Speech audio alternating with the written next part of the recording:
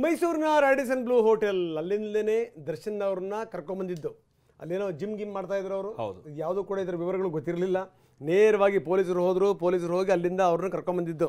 ಆ ಸಂದರ್ಭದಲ್ಲೂ ಕೂಡ ಅವ್ರು ಬರ್ಲಿಕ್ಕೆ ಒಪ್ಪಿರಲಿಲ್ಲ ಅಂತ ಇಲ್ಲ, ಬರಲೇಬೇಕು ಅಂತ ಬಲವಂತದಿಂದ ಅವ್ರನ್ನ ಕರ್ಕೊಂಡ್ಬಂದಿದ್ದು. ಈಗ ರಾಡಿಸನ್ ಬ್ಲೂ ಹೋಟೆಲ್ ಹತ್ತಿರನೇ ನಮ್ಮ ಪ್ರತಿನಿಧಿ ರಾಮ್ ಇದ್ದಾರೆ. ಬಹುಶಃ ಏನಂದರೆ ಆ ಹಳೆಯ ಸ್ಥಿತಿಗತಿಗಳಿದೆಯಲ್ಲ ಅದು ಹೆಂಗಿತ್ತು ಅಂತ, ಈಗಿನ ಸ್ಥಿತಿಗೂ ಆಗಿನ ಸ್ಥಿತಿಗೂ ಬಹಳ ಬಹಳ ವ್ಯತ್ಯಾಸಗಳಿದೆ. ನಾವು ಅವತ್ತಿನ ದೃಶ್ಯಾವಳಿಗಳನ್ನು ನಿಮಗೆ ತೋರಿಸ್ತಾ ಇದ್ದೀವಿ. ಮತ್ತೊಂದು ಸರಿ ಅದನ್ನು ತೋರಿಸ್ಲಿಕ್ಕೆ ಹೇಳ್ತೀನಿ ನಾನು. ಆ ದೃಶ್ಯಗಳನ್ನು ನಾವು ತೋರಿಸ್ತಾ ಇದ್ವಿ. ಆ ಸಂದರ್ಭದಲ್ಲಿ ಪೊಲೀಸರು ಅವ್ರನ್ನ ಕರ್ಕೊಂಬಂದಿದ್ದು. ಎಸ್, ಬನ್ನಿ, ನಮ್ಮ ಪ್ರತಿನಿಧಿ ರಾಮ್ ಅಲ್ಲಿ ಒಂದು ಪ್ರತ್ಯಕ್ಷ ವರದಿ ಕೊಟ್ಟಿದ್ದಾರೆ, ನೋಡೋಣ. ಇದೀಗ ನಾನು ಮೈಸೂರಿನ ರಾಡಿಸನ್ ಬ್ಲೂ ಹೋಟೆಲ್ನ ಬಳಿ ಇದ್ದೇನೆ. ನೀವು ನೋಡ್ತಾ ಇರ್ಬೋದು, ಈ ಒಂದು ರಾಡಿಸನ್ ಬ್ಲೂ ಹೋಟೆಲ್ನ ಬಳಿಯೇ ಈ ಎಲ್ಲ ಪ್ರಕರಣದಲ್ಲಿ ಆರಂಭ ಅಂತಲೇ ಹೇಳ್ಬೋದು. ಯಾಕಂದರೆ ರೇಣುಕಾಸ್ವಾಮಿಯ ಕೊಲೆ ಆದ ನಂತರ ರೇಣುಕಾಸ್ವಾಮಿಯ ಕೊಲೆ ಪ್ರಕರಣದಲ್ಲಿ ನಟ ದರ್ಶನ್ ಪಾತ್ರ ಇದೆ ಅನ್ನೋ ಒಂದು ಮಾಹಿತಿ ತನಿಖೆಯಲ್ಲಿ ಬೆಂಗಳೂರು ಪೊಲೀಸರಿಗೆ ಗೊತ್ತಾಗ್ತದೆ. ಹೀಗಾಗಿ ನಟ ದರ್ಶನ್ ಮೈಸೂರಿನಲ್ಲಿರುವಂತಹ ಮಾಹಿತಿ ಅವರಿಗೆ ತಿಳಿಯುತ್ತದೆ. ಇದೇ ಒಂದು ರಸ್ತೆಯಲ್ಲಿ ಏನು ಇನೋವಾ ಹೋಗ್ತದೆ, ಆ ಇನೋವಾವನ್ನು ಫಾಲೋ ಮಾಡುವಂಥ ಕೆಲಸವನ್ನು ಮಾಡ್ತಾರೆ. ಸಾಕಷ್ಟು ದೂರ ಹೋದ ನಂತರ ಆ ಇನೋವಾ ಕಾರನ್ನು ತಡೆದು ನಿಲ್ಲಿಸಿ ಒಳಗಡೆ ಒಂದು ಪರಿಶೀಲನೆ ಮಾಡಿದಂಥ ಸಂದರ್ಭದಲ್ಲಿ ಸಾಕಷ್ಟು ಜನ ಬೌನ್ಸರ್ಗಳಿರ್ತಾರೆ.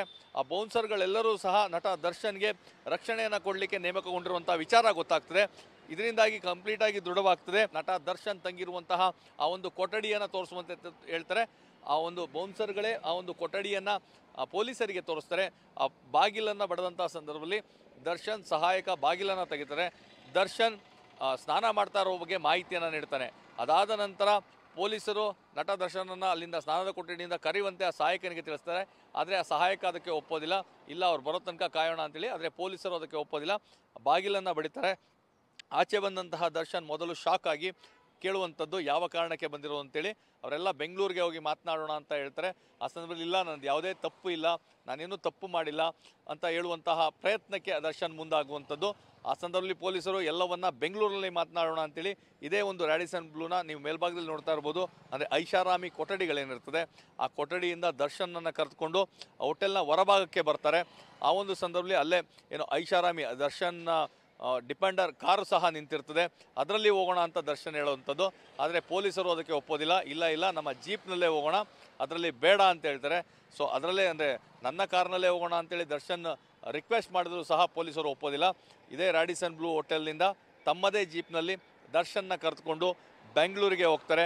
ಅದಾದ ನಂತರ ಸಾಕಷ್ಟು ವಿಚಾರಣೆಗಳು, ತನಿಖೆಗಳು, ಮತ್ತು ಬೆಂಗಳೂರಿನಲ್ಲಿ ಜೈಲಿನಾದಂತಹ ಘಟನೆಗಳು, ನಂತರ ಬಳ್ಳಾರಿ ಜೈಲಿಗೆ ಶಿಫ್ಟ್ ಆಗಿದ್ದಂಥದ್ದು.